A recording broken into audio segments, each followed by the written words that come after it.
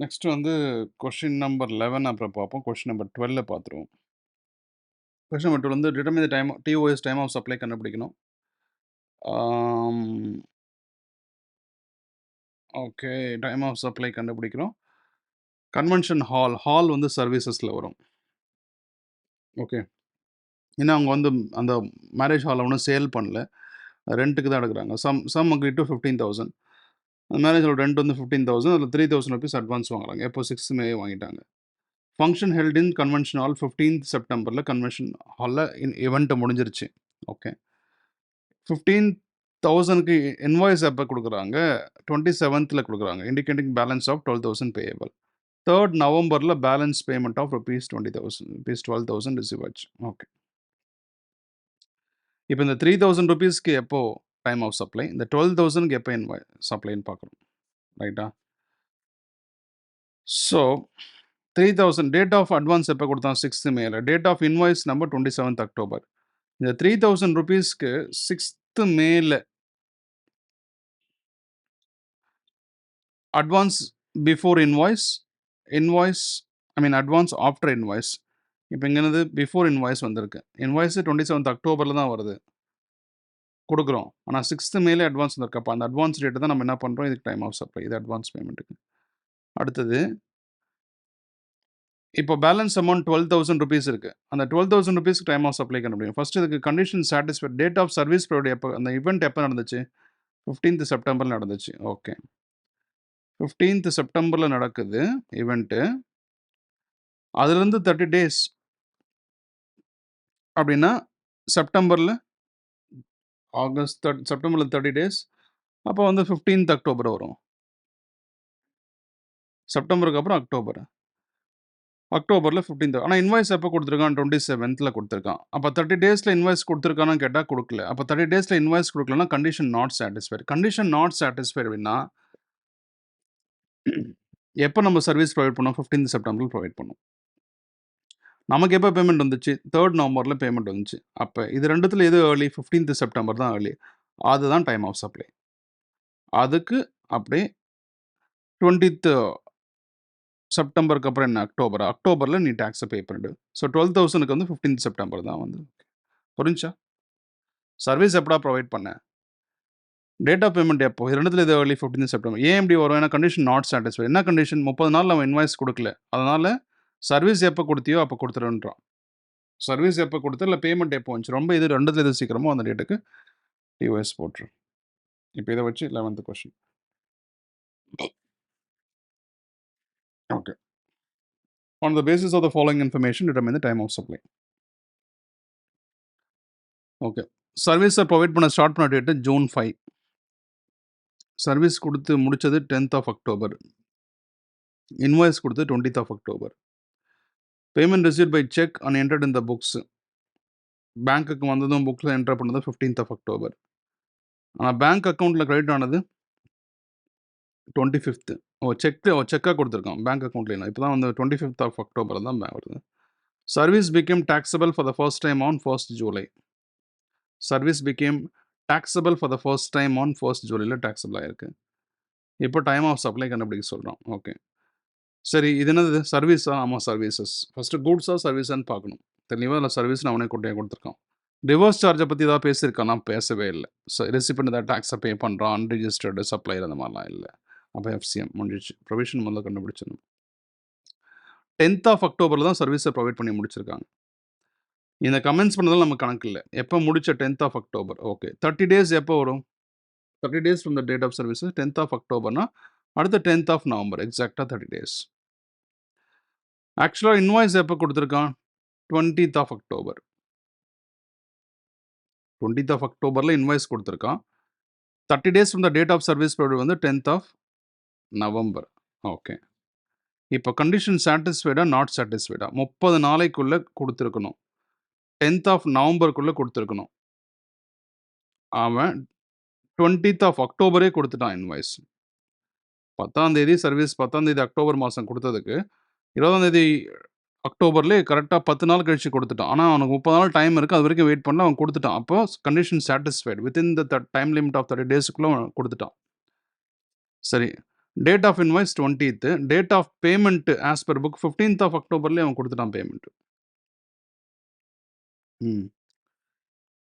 As per book. ஆனால் பேங்க்கில் 25th bank பிரகாரம் வந்து பார்த்தீங்கன்னா 25th அக்டோபரில் தான் வருது. சரி, இப்போ நம்மகிட்ட 3 டேட் இருக்குது. Date of invoice October, 20th October. Date of payment as per book 15th, date of as per bank 25th, எல்லாமே அக்டோபர். இது மூணுத்தில் குட்டி டேட்டு 15 டைம் ஆஃப் சப்ளை வச்சு முடிச்சு. அவ்வளோதான், ரொம்ப சிம்பிள்.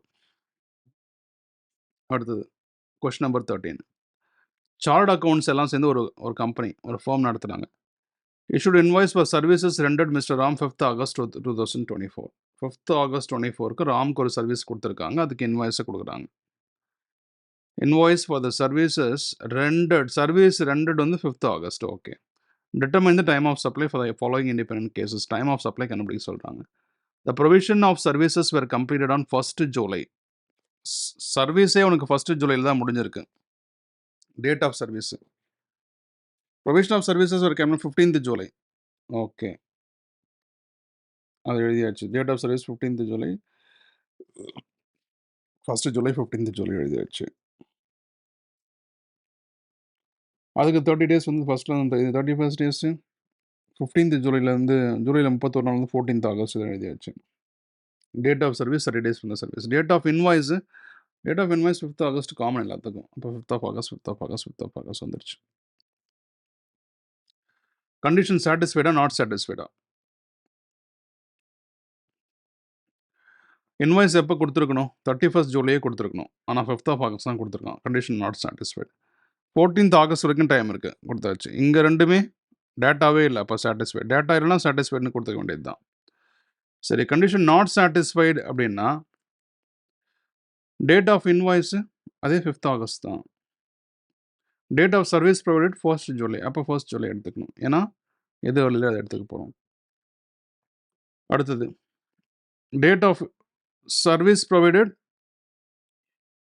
டேட்டாவே இல்லையா? Okay, date of service provided டேட்டாவே இல்லை.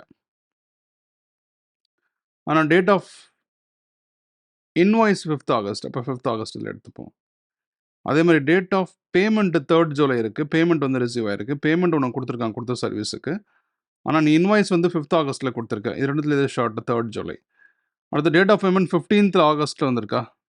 5th ஆகஸ்ட்டுக்கே இன்வாய்ஸ் இருக்குது, அப்போ எது ஷார்ட்? 5th. அவ்வளோதான், முடிஞ்சிச்சு.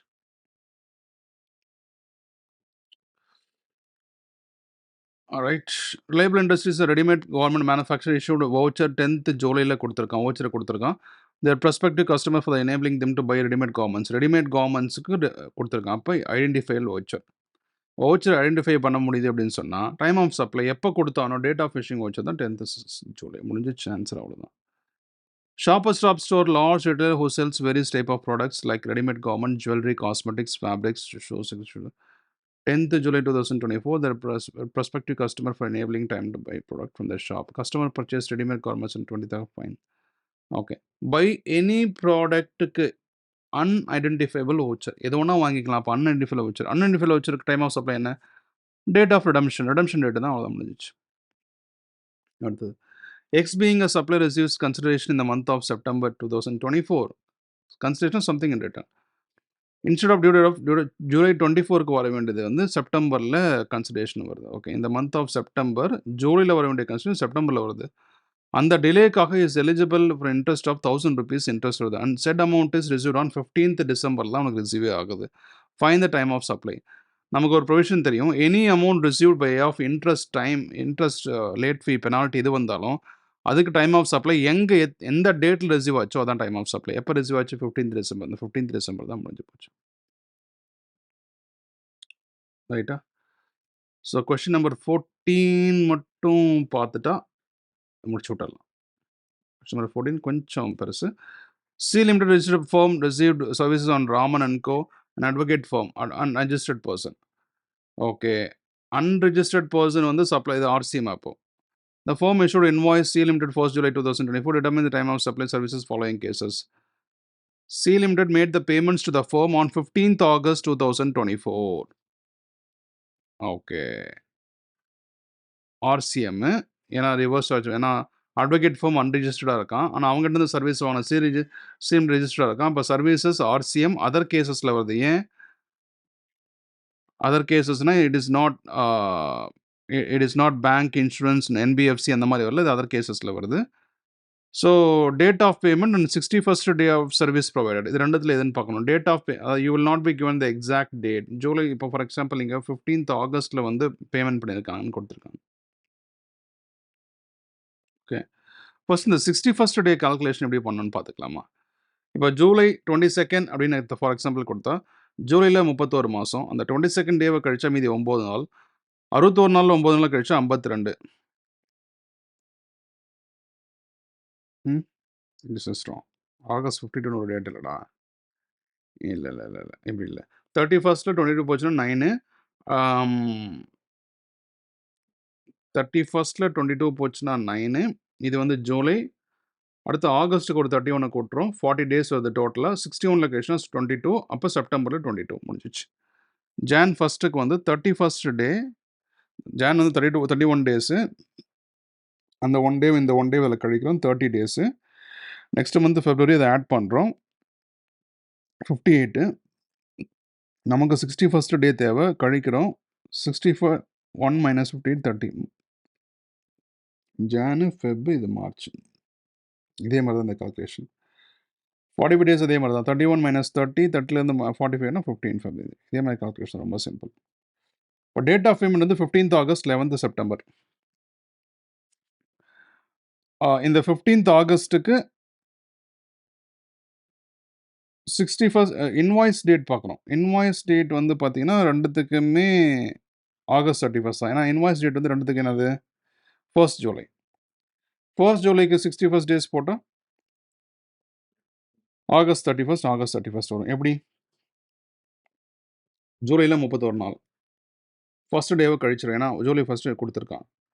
61st டேவை கால்குலேட் பண்ணுறதுக்கு கழிச்சா 30, நமக்கு 61 நாள்லேருந்து தேவை. 61 நாள் - 30, 31 ஆகஸ்ட் தான் வந்து 61st டே முடிஞ்சிருச்சு. அப்போ 61st ஆகஸ்ட் 31 தெரிஞ்சிருச்சு. இப்போது இது ரெண்டுத்தில் எது ஏர்லியர்? 15th ஆகஸ்ட்டா? இது 15th ஆகஸ்ட். இதுவா 31st ஆகஸ்ட் முடிஞ்சு போச்சு. இந்த சம் நம்ம நெக்ஸ்ட் கிளாஸில் பார்க்கலாம். Right. So time of supply தெரிஞ்சிச்சு அப்படின்னு சொன்னால், இப்போ மெயினாக இது எல்லா சம்ஸும் நம்ம சால்வ் பண்ணுறதுக்கு ஒரே விஷயம் என்ன தேவை? ப்ரொவிஷன் தெரிஞ்சிருக்கணும்.